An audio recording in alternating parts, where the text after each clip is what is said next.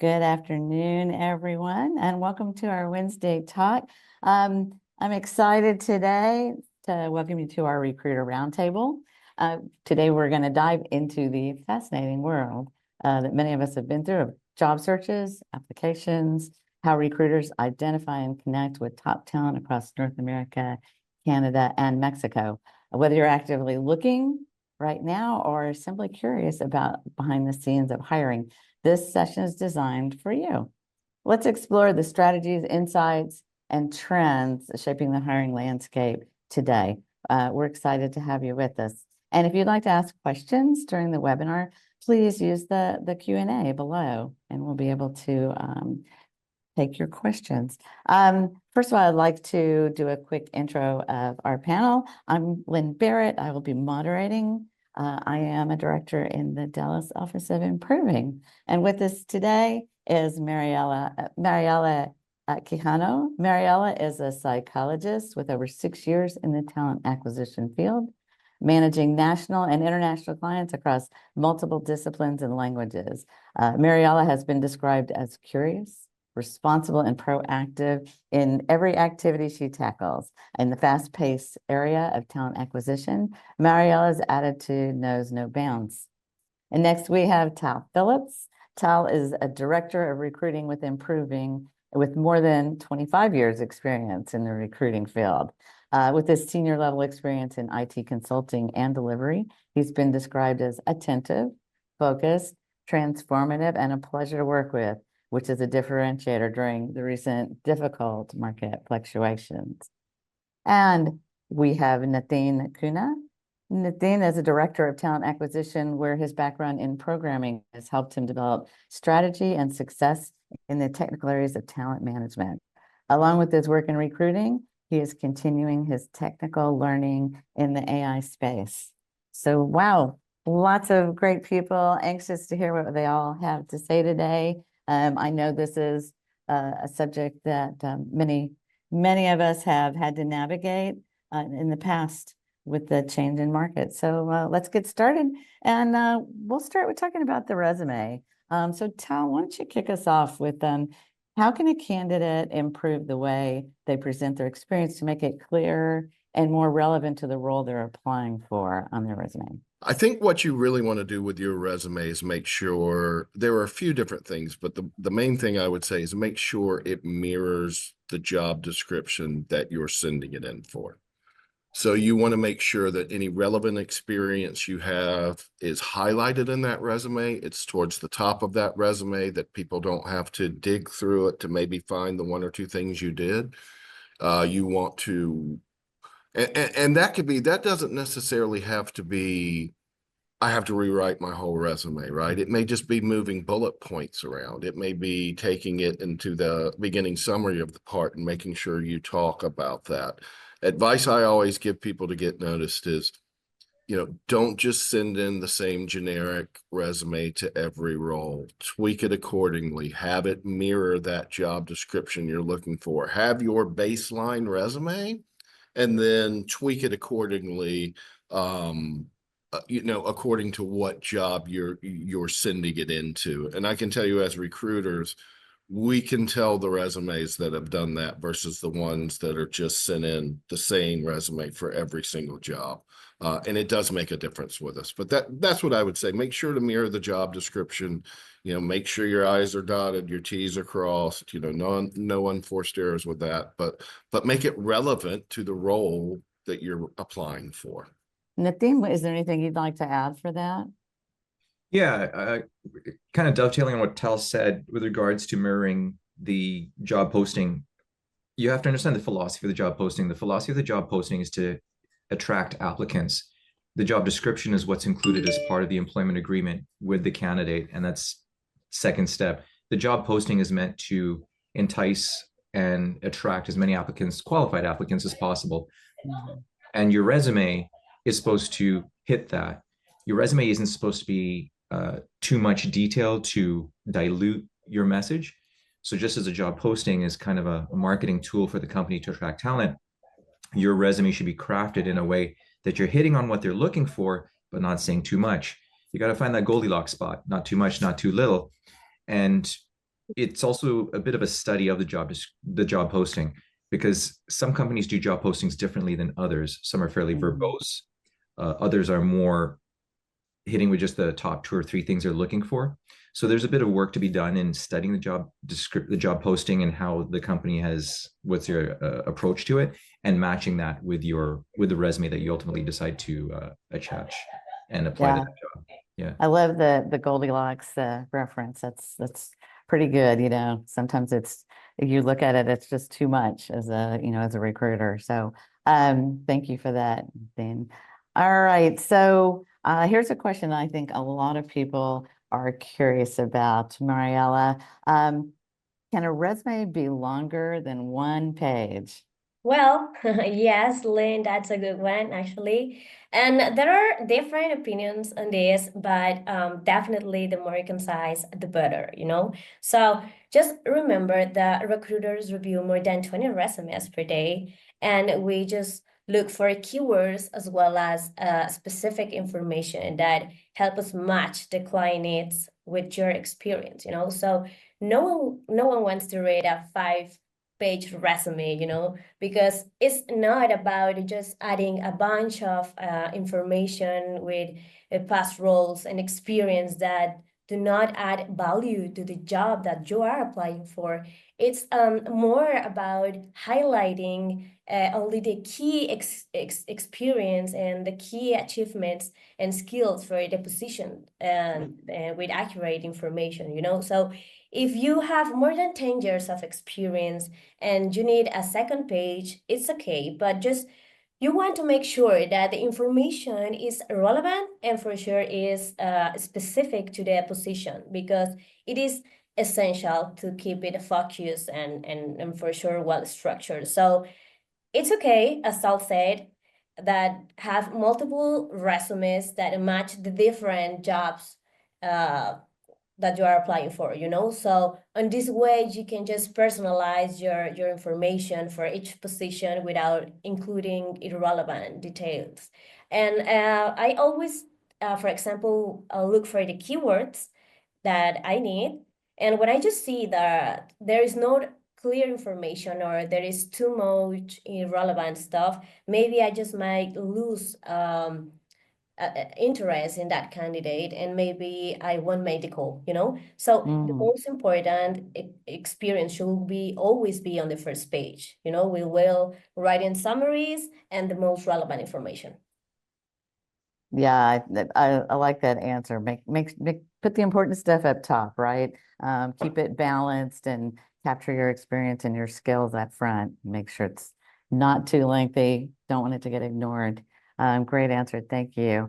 And Actually, so, Lynn, go, sorry. go ahead. Could I just wanted to expand on one of Mariella's points, which I thought was really great. Sure. She talked about looking at it and the resume for the length, but towards the end, there's two roles out there. There's contract roles and there's permanent full-time roles, right?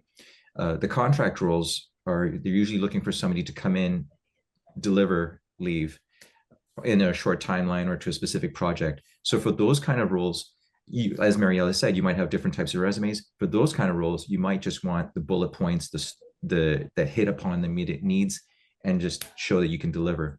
For the permanent full-time roles, you're going to be a part of a team. There's a cultural integration. There's more contributions beyond the unspoken contributions beyond the immediate job requirements. And for those kinds of resumes, you might want to look at telling a story. I want to see if that person's story aligns with what my organization is looking for. So for those, I'd be looking more for a story type of approach. And for the contract ones, I'd be looking more for like the hit me with the bullets so I know what matches. And then we'll get in a room and talk about the qualifications and then go from there. Thanks, Lynn. Yeah, thank you. And I'm a storyteller. I work with developers and they're all storytellers. We're always encouraging them to tell our client a story, right? So this is another part of sales. You're selling yourself, your skills, your talents to a company.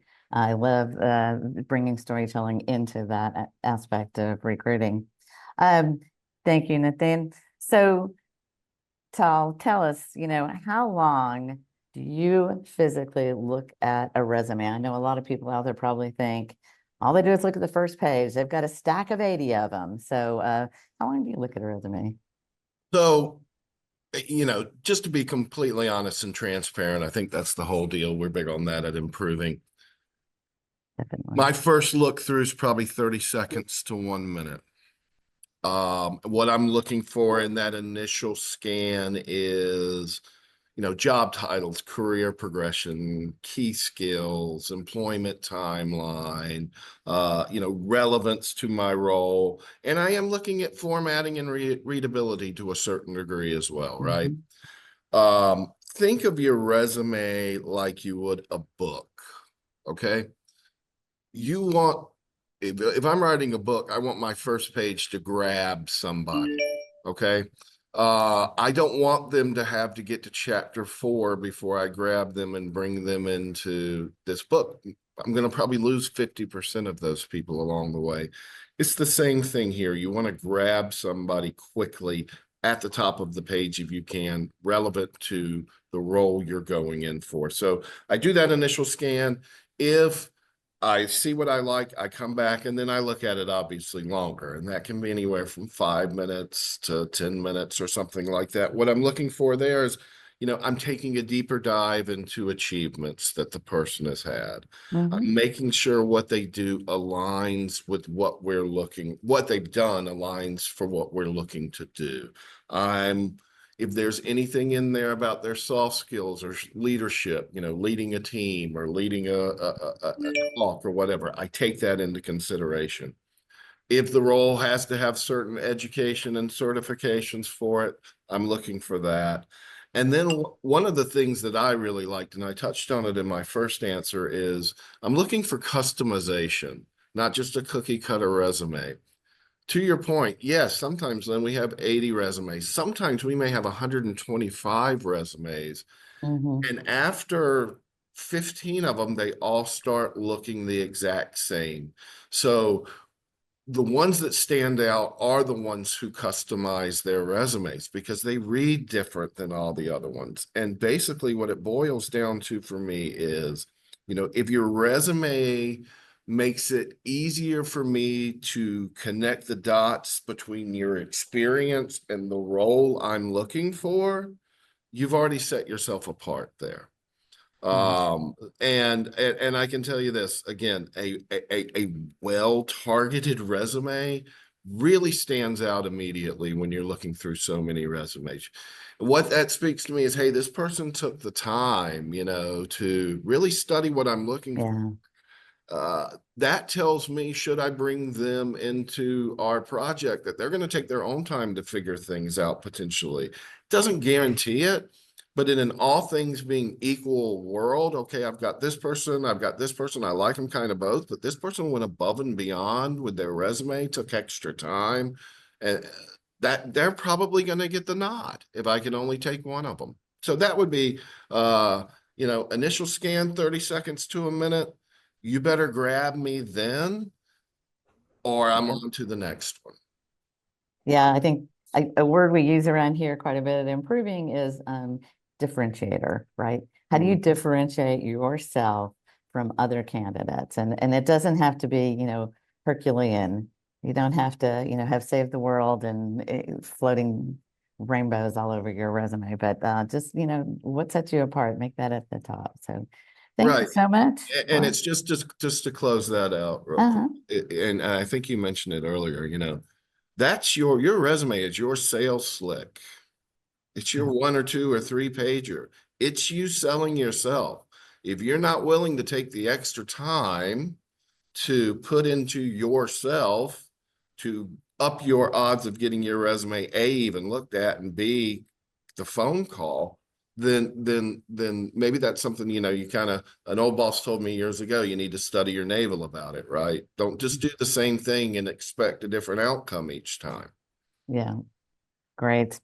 All right, thank you, Tal. Let's move on to LinkedIn, social media, a little bit about that. So, Mariella, what advice would you give to someone who's struggling to get noticed by recruiters? Okay, well, yes, job searching can be tough for sure. So your LinkedIn profile is often the first place that a recruiter will look after just seeing your resume, you know? So just be sure that it's up to date and includes relevant skills. So customize your resume, your LinkedIn by highlighting all the skills and experience that align more closely with the job descriptions of what you are really looking for.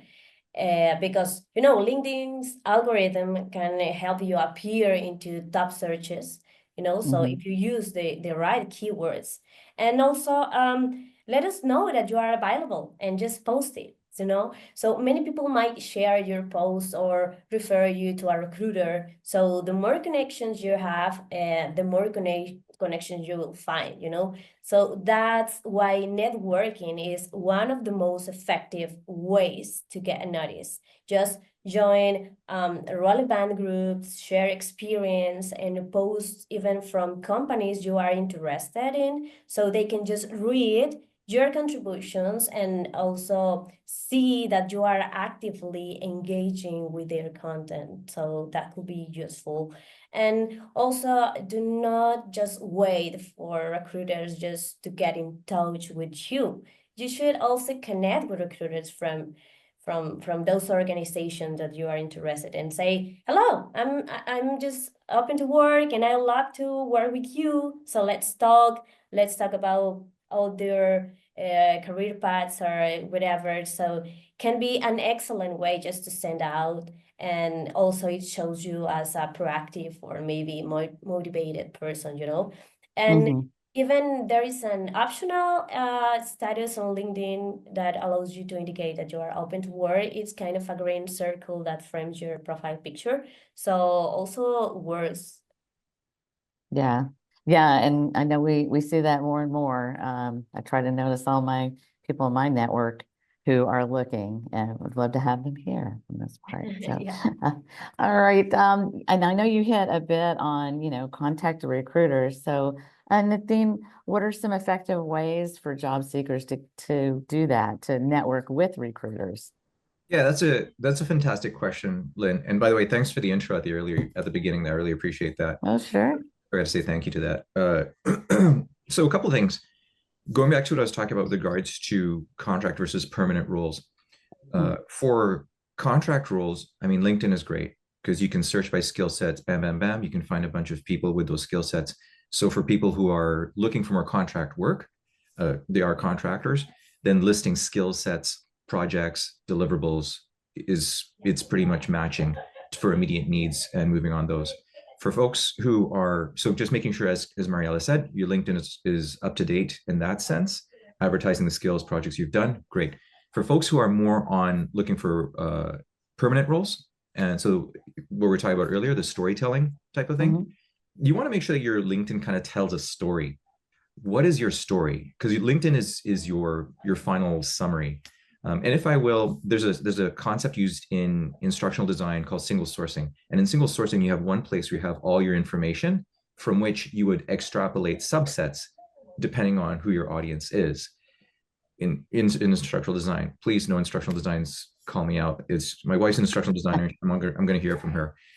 But basically, what I'd say the same is your LinkedIn could host the majority of your information, or a pretty solid, full out summary, and the resume that you use to apply to jobs could be a subset of that.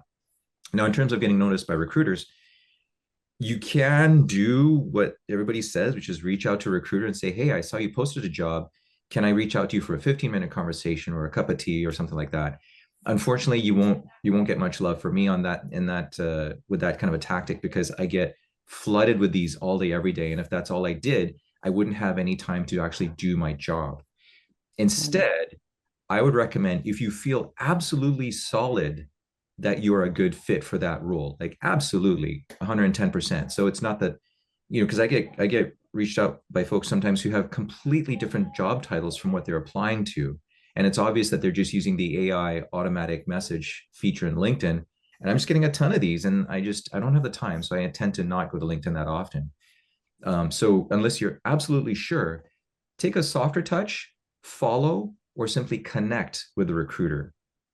The recruiter will notice. they'll get the notification, oh, somebody's following you or something like that, or they've connected with you. And that's Yeah. enough.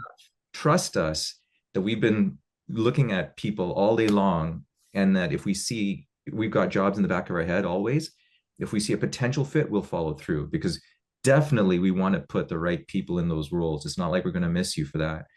But then even if we don't, hey, you're following us. That's great. It's a nice soft touch. At some point, our roads will diverge, or will converge actually, and there'll be an opportunity for us to connect. So it's a softer touch to networking with recruiters, as Mhm. Mariella pointed out. Thanks. Yeah, I like that you mentioned AI, because of course, that's a big topic now, and people are using AI to try to find these jobs. But like you say, sometimes it doesn't. If we're looking at them, it's like, that doesn't look like it matches up. So, Yeah, uh, sorry, if I may also, I just want to tell people, or just let people know, like, everybody is using the same AI tool for messaging recruiters. So no matter what LinkedIn's telling you, 80% of that message is the same. You can recognize these templated AI boilerplate messages. So it's not really adding value unless you make it a really customized thing, calling out specific things, specific project skills that you've done, and calling uh, out my specific job description or job posting and saying, this is where I'm matching. oh, Sorry. that's interesting. I didn't know that. That is really interesting. So, Yeah, they read a um, certain way for sure. You do can, they? oh yeah, you can tell. You're like, It's a little interesting. wooden. It comes off a little A wooden. little wooden. Like, I mean, just like it's almost too perfect. Yeah. Like it's not real. Well, let's switch from AI, from the non-human to the human. Let's talk a little bit about interviews. So, Mariella, let's talk about, what are some common mistakes maybe that candidates make during the interview process? Okay, that's a good one also. I would say, like, some people take forever to answer, or maybe just a second, So you try to find a balance.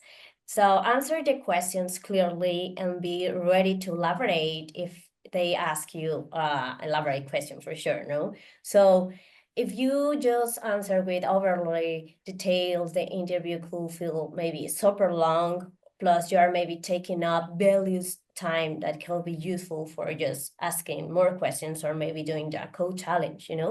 But for sure, if it's a situational question, something like, what's the most challenging project you've done so far, that's fine. Just add details, but do not go over more than a minute. Another could be not asking questions, at the end. So maybe it could seem like you are not interested at all, or you have done your homework.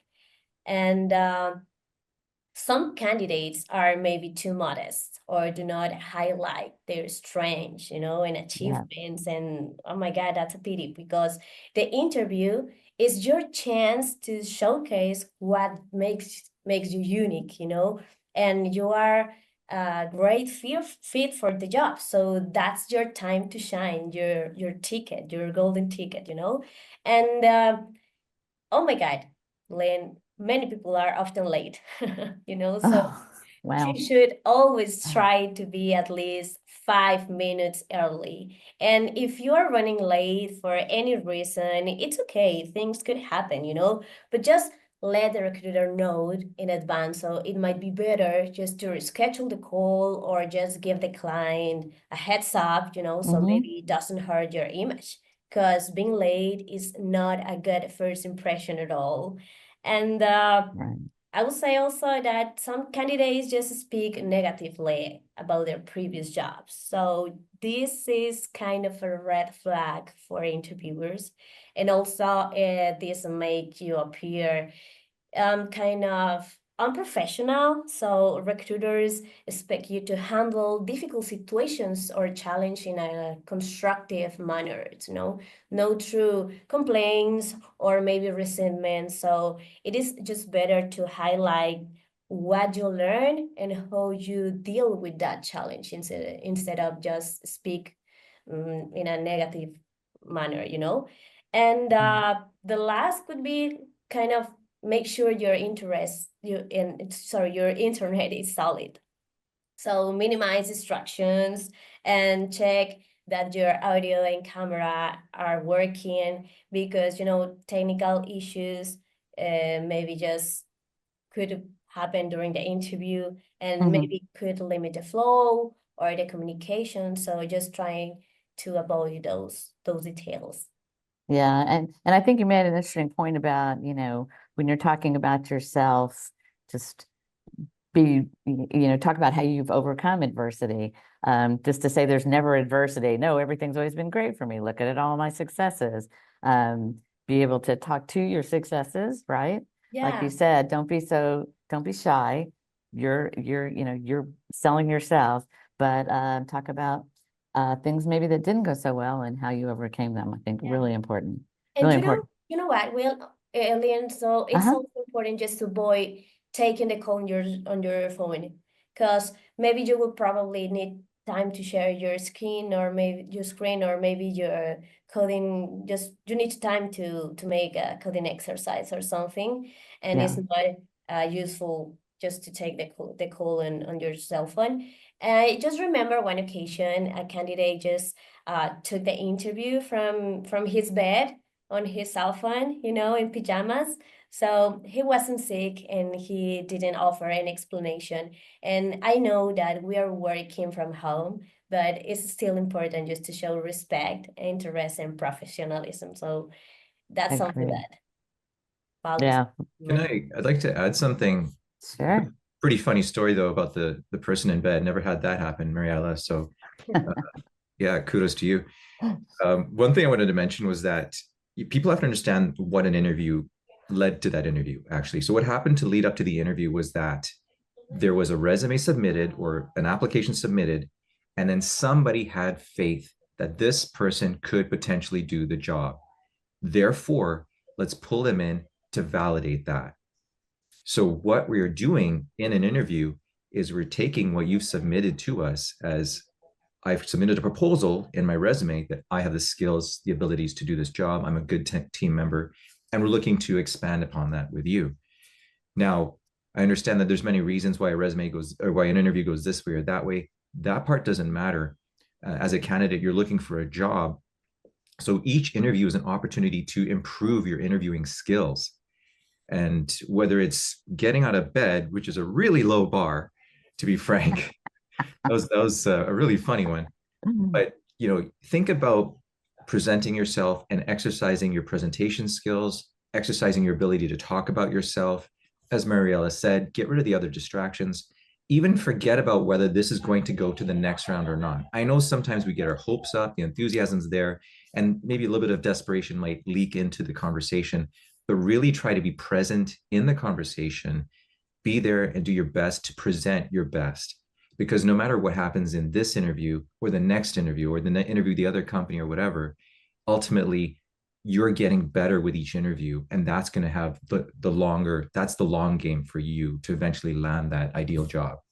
Yeah, that's great advice. And Tal, I want to hear from you on this one too, because I just think this is a really interesting subject. But the backgrounds can be distracting, right? When you said someone was in their room, in their bedroom, I've had several interviews where I'm just so distracted. I'm looking around him like, is that their unmade bed? Where are they? And I know sometimes people have cramped spaces, but throw throw a fake background out there. You don't know right now if we are fake or real behind us, or blur a background as Mariella has. So yeah, it can be super distracting. So Tal, did you want to add anything to that? I'm sure you've had some great experiences.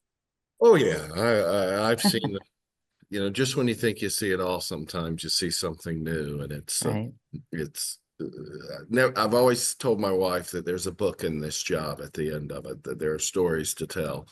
Um, I think, just mistakes people make, Mariella and Nathine touched on most of them. Keep in mind your body language.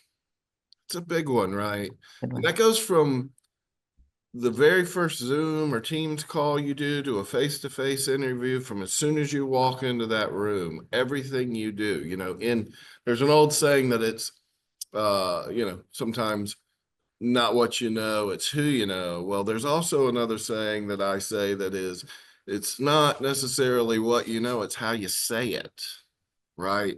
You have to come through and sell that you know the answer to this person. We've all run into things where you'll listen to somebody and you'll know they're dead wrong on what they're saying, but they're saying it so positively and they are so sure that you find yourself at the end of the discussion being like, wait a second, am I wrong on this?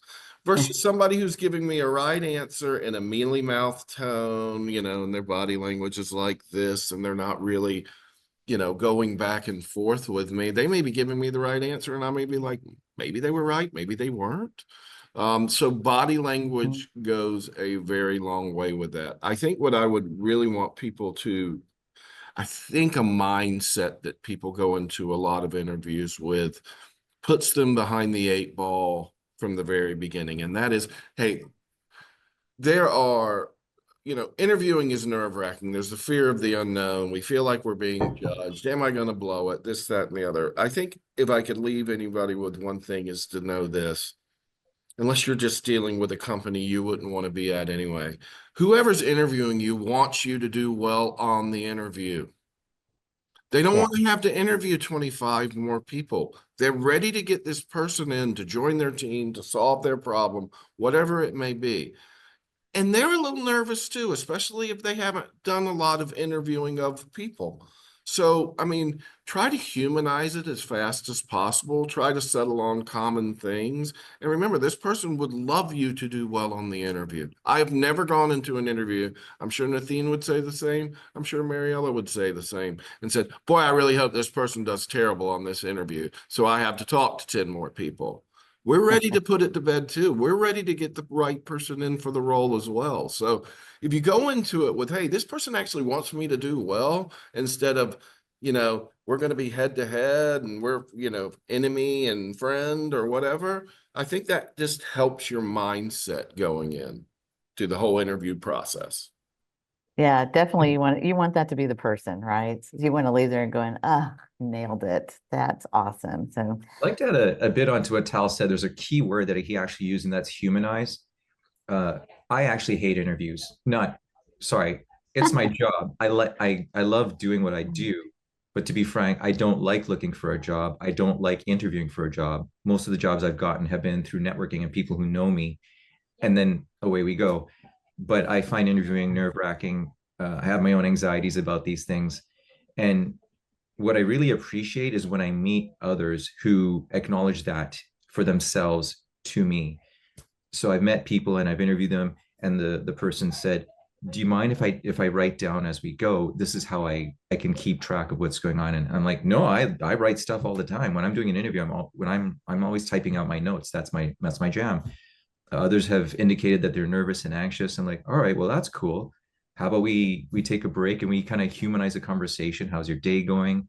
That is equally the person taking ownership of their part of the conversation and being honest and authentic with themselves, and not trying to put up a facade like they're trying to compete like they're Steve Jobs, Bill Gates, or something like that. It's like, forget that. You be you. Tell me if you're feeling how your day's going and that how you're feeling now. And then I can meet you there and let's go there. And I would really greatly appreciate that versus me getting the wrong impression thinking, wow, they don't say much.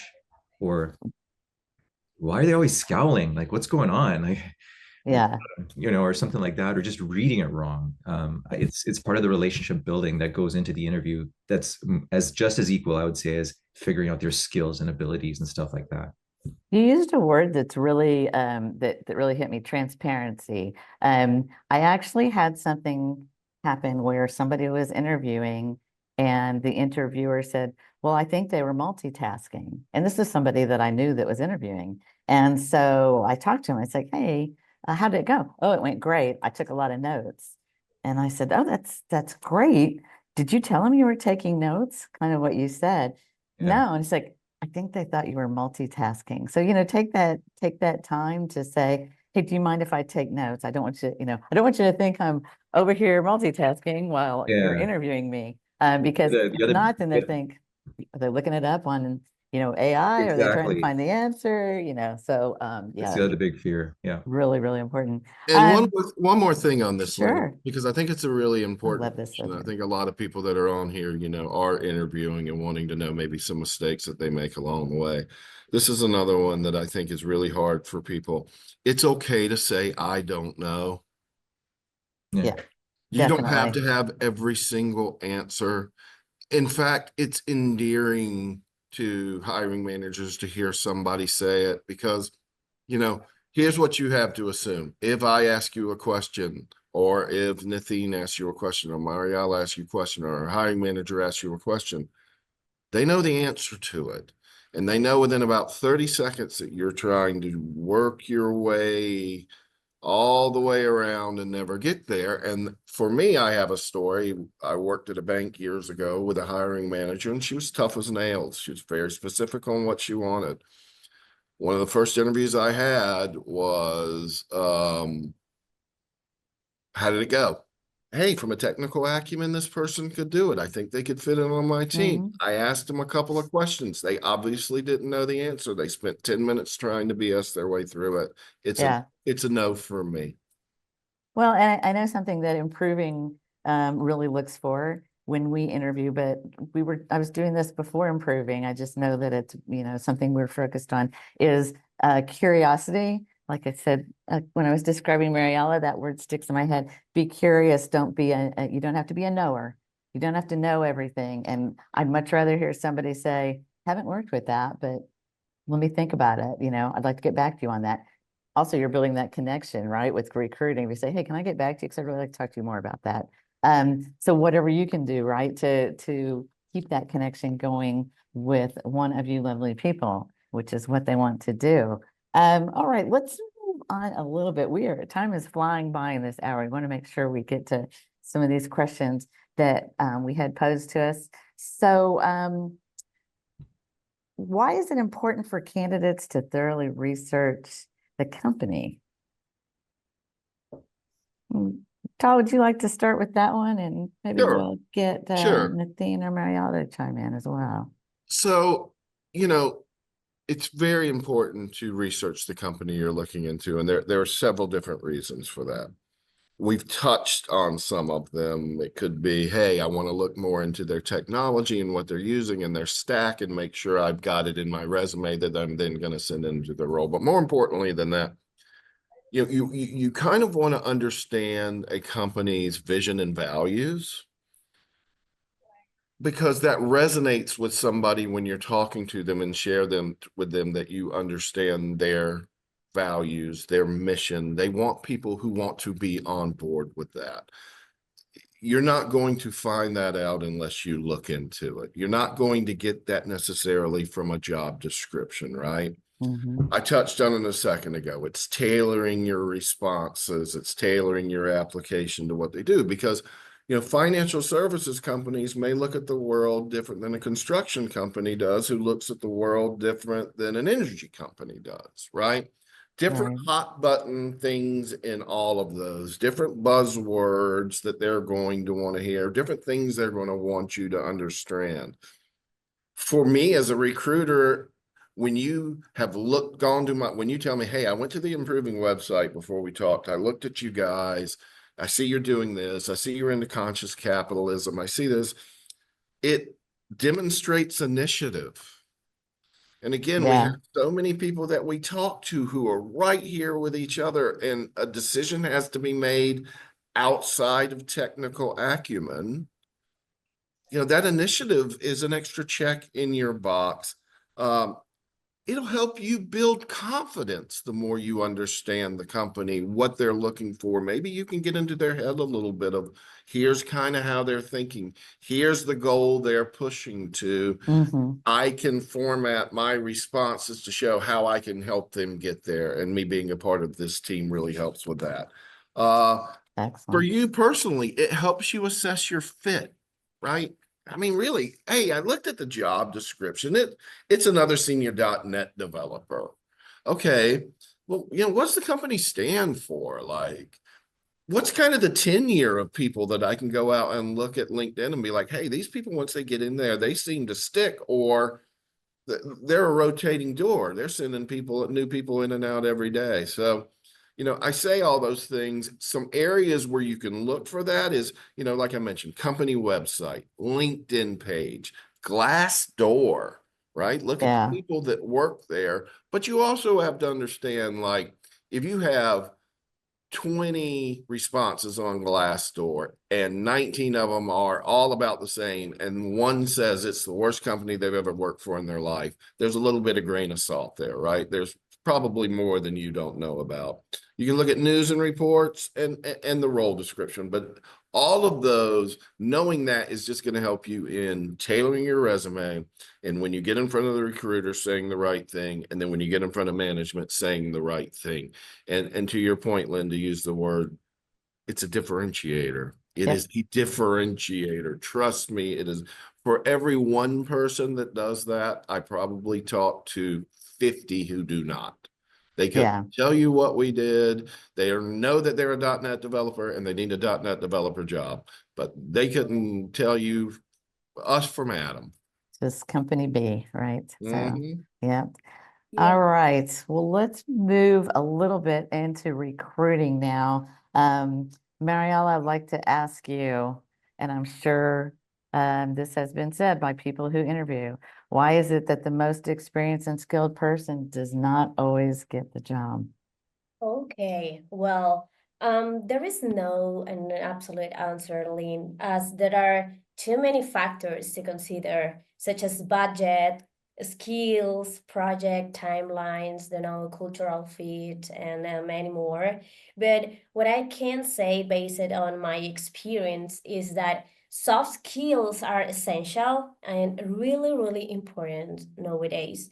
Skills and experience matter, but how well a person fits with the company values, work style, and the team culture can be just as important. So all those technical skills might show what you can do, but also soft skills show how you work with others, handle tough situations, and how you fit into a team. So employers really value these skills because they are key for our long-term success and solving problems, and just keeping a positive work environment.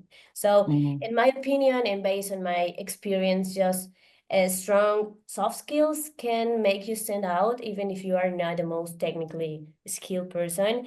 However, it could also be that the budget is not enough for your salary expectations, or just decline hire someone with less experience but fits within the budget. So Mhm. at the end of the day, it is not just about having the best skills or experience. It's about the best overall fit for the job, team, and company. So the hiring process can also be influenced by timing or other factors that have nothing to do with the candidate skills or experience, but still affects the decision.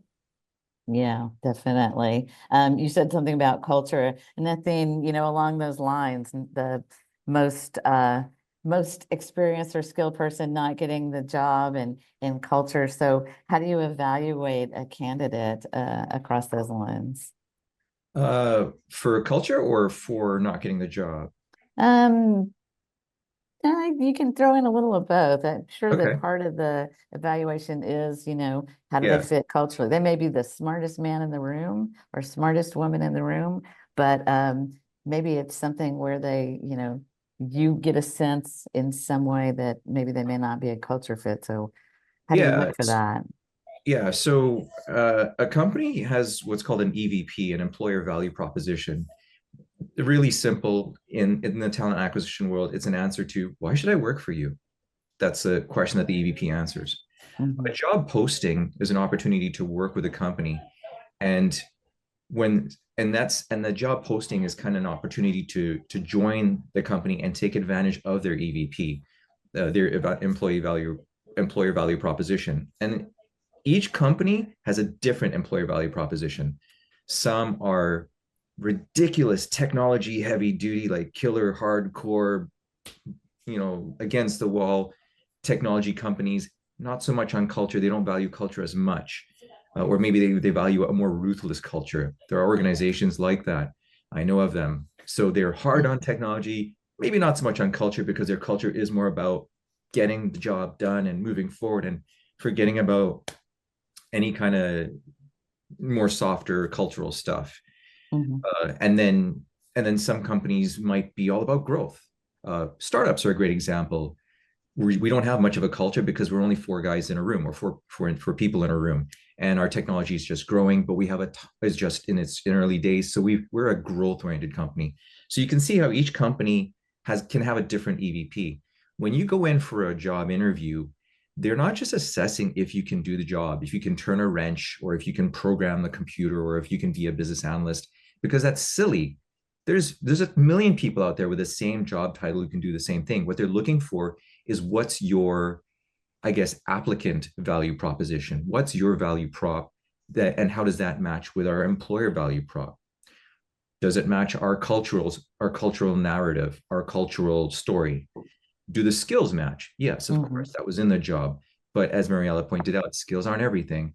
And then finally, culture, skills, are you growth oriented? Some companies don't want somebody who's growth oriented, to be frank.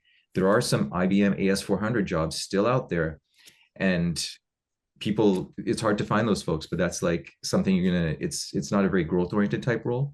And so you have to look at this kind of combination of things and see that this person who applies, it's never going to be a right fit on all of these things, the employer value proposition. And as Marielle pointed out, there's a million reasons why somebody would and wouldn't get the job. So I wouldn't rabbit hole on trying to figure that out yourself. Going back to what I said earlier about interviewing, do your best in the interview, take it as an opportunity to practice. If it plays out, it plays out. If it doesn't, it doesn't. I'm sure everybody in this call and anybody who might watch the recording of this in the future can definitely echo the same sentiment with me, where we had a great plan and we went in there and we were sure we are going to do it. But, I can't remember, a wise person once said that no plan survives contact with the enemy. For some reason, it didn't work out. We wanted to go Yeah. camping. It was set to be the right thing. The weather was supposed to be great, blah, blah, blah. For some reason, it was the worst. Or this is other experience we were set up for, and we were like, oh, this is gonna be horrible. I can't stand going to hanging out with these people. But all of a sudden, for some reason, the tequila was flowing and we were doing just fine. So, just do your best. I'm going to that job. And don't try and get your crystal ball to figure out why it's not going to work out. And then I totally point. agree with both those, and those are all great points. And I think one thing that no one has really touched on yet, it's one simple word: likability. Be likable.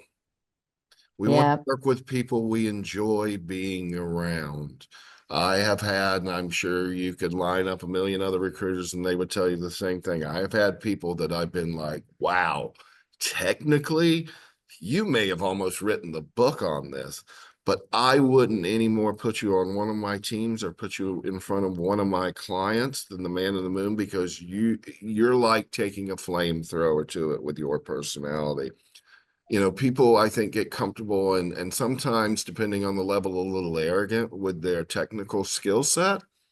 But a lot of companies employ the 70-30 rule. If you've got 70% of what I'm looking for, and I find you to be teachable, likable, I think you're going to do the stuff, get in well with my team, I'm willing to teach you the other 30% versus Yeah. somebody who may have 100%.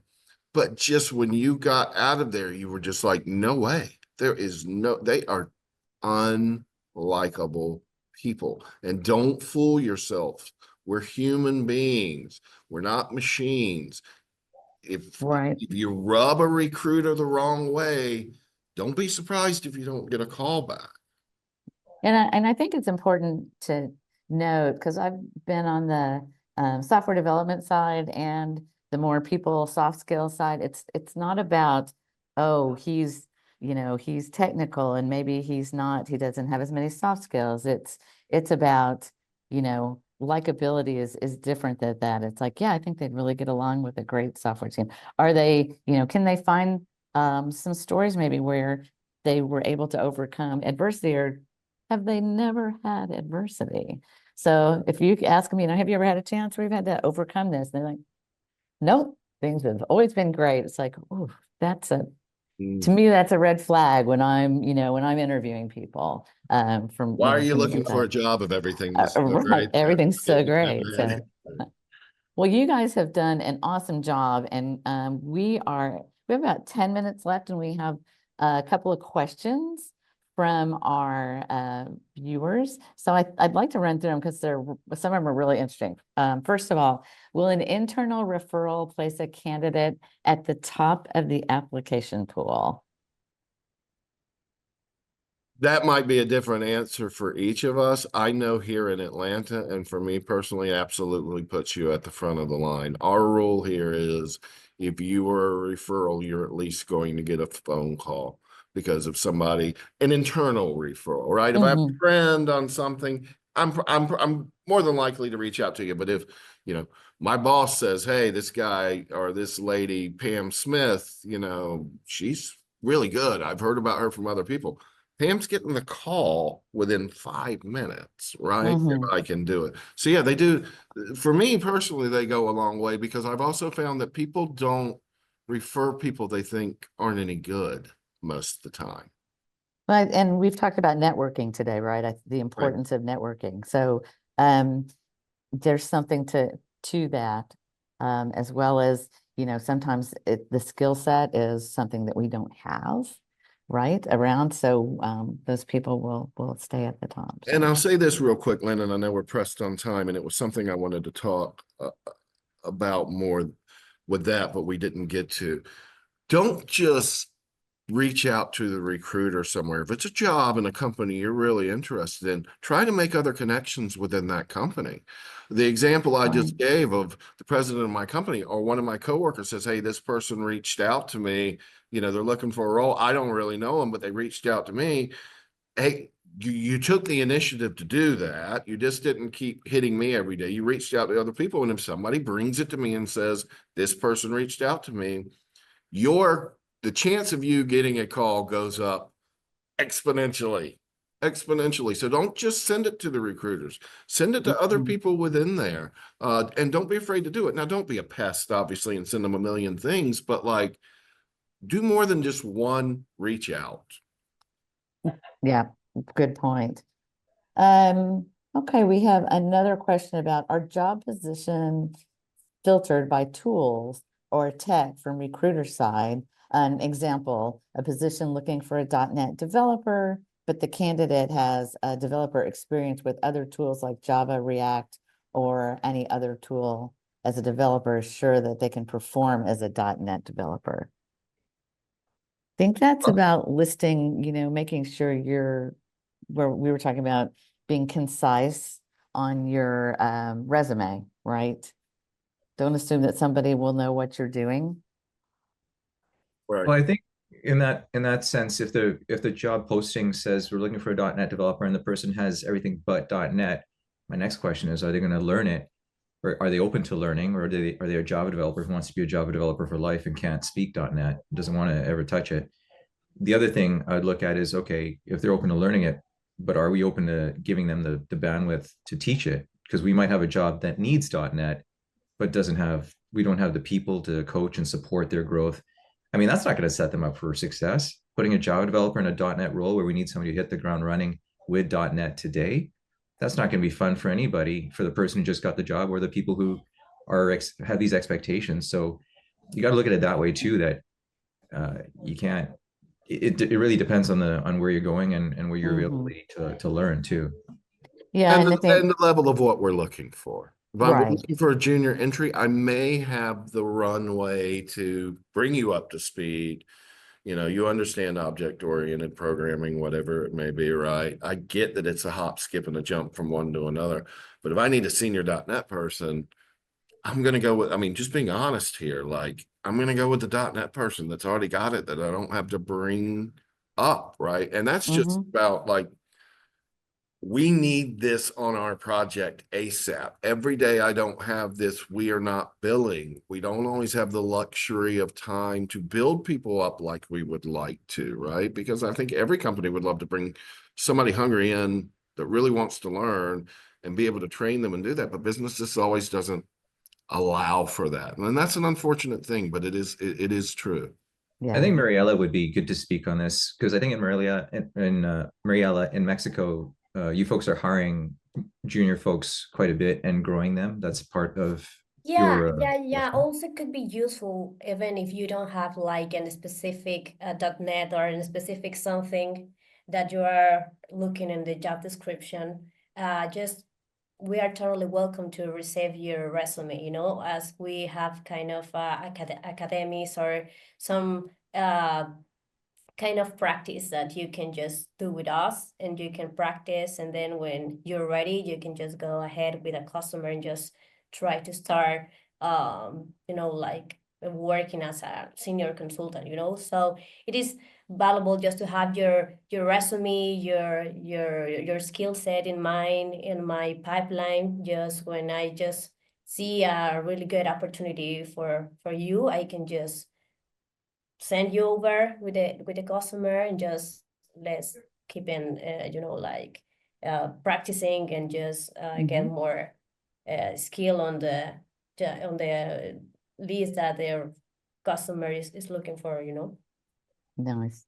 Yeah, and just in the initial part of the question asked if we used AI or things to filter out. In Atlanta, your resume is going to come to me if you send it in. There's nothing that's going to filter that out between you sending it in and me. I use tools to help me dig deeper into resumes, but some companies, your larger companies, probably you're going to get filtered out. And that goes back to the tweak your resume accordingly for each role. Make sure the buzzwords are in there, or in those instances, you'll never get seen. Yeah, I think that's good. All right, we have a few minutes left here for a quick answer to this question. I've been working as a developer for 15 years, holding around 9 different jobs and working on countless projects involving various programming languages. To enhance my resume, should I list the specific years I worked with each language or indicate my overall proficiency level? I have an answer, but I'd like to hear from you guys. So I think the question asks, and Lynn, you're reading it. I can't see the question, so I have Sure. to. You're gonna have to correct me if I'm wrong because I can't see the question here. So the question asks how best to express their competency, their depth of competency in languages on their resume. Is that accurate? And right, instead of showing like I worked on this language from 2021 to 2022, and then this one was 2022. So instead of showing the years that they worked in a language, giving their overall proficiency on those languages, because some people keep their skills up, right, on a language. So they may be current, but if you look at your resume and it says, oh, they worked on that 5 years ago, maybe not going to talk to them about .NET because they haven't used it in a while. So what I see that kind of works for me is that it's I call it the table of contents. You'll have like your top 3, 5, 10 things you're good at the top of your resume, and you could express the strength in those there, like senior Java developer or senior .NET, and then maybe talk about the frameworks that you're touching on too, and then with each job list those again, so that it's like repetitions of learning. You stated your table of contents, you stated what you're good at. Then as I read your story and I'm going through, I'm seeing it again and again. So I'm like, okay, they've stated it, and now they've supported it with an argument in each job description. But I mean, as a listing of technology, please don't write paragraphs. I don't like reading paragraphs. I like bullet points. No paragraphs of information with embedded stuff and stuff like that. I say storytelling, but I don't want a story. I want a story, but I want to be able to just. You want a short story. I would say, Lynn, to your point and your question, proficiency versus years for because you gave a great example. Maybe they didn't formally use Java in their last 5 projects, but they've stayed on top of it. They're still good at it. So, and I will say this, and I know we're wrapping up. If you list it on your resume, you better be ready to speak to it. Don't sell it for more than it is. Like if you just touched it, let that be known. But if it's in your resume, be ready to be asked about it. And nothing looks worse than if I ask you about 4 things in your resume you said you had and you really only had 1 of them. And there will be a tech interview, right? There will be a tech interview. Yep.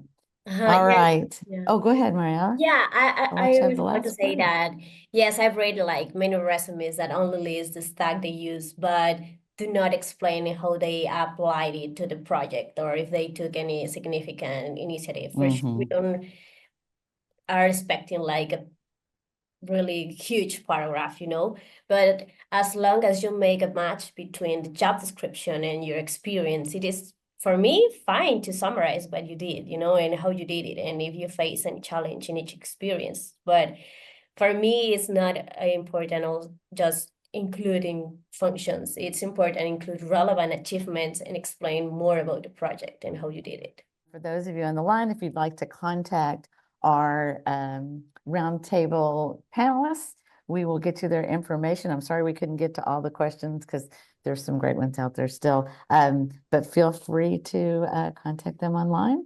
And thank you, everybody, for attending today. Thank you, everybody. Thank Thanks, you. Lynn, for Bye-bye. hosting. Thank you, everybody. Thank you.